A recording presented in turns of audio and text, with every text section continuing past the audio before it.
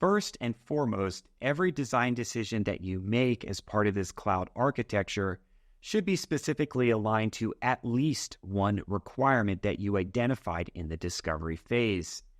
Now, many requirements will require multiple design decisions, and that's okay.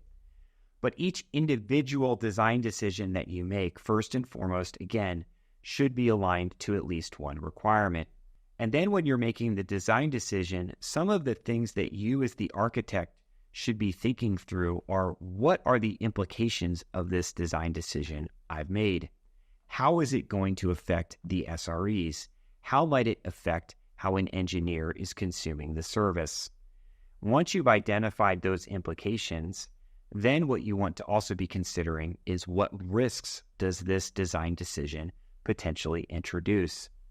And if it does introduce some sort of risk, then you need to identify some sort of risk mitigation, whether it's a plan, whether it's just going to be accepted, whatever it might be. You need to, for each risk you've identified, come up with a mitigation for it.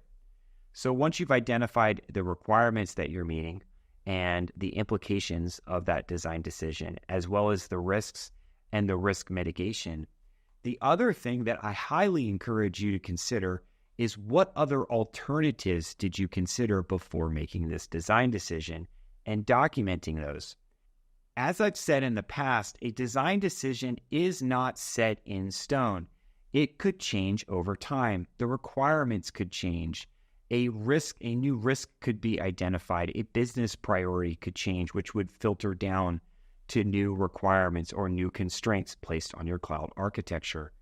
And so documenting the alternatives that you did consider when you initially made this design decision can help yourself or other architects who might come in after the fact understand better why you made the decision that you made.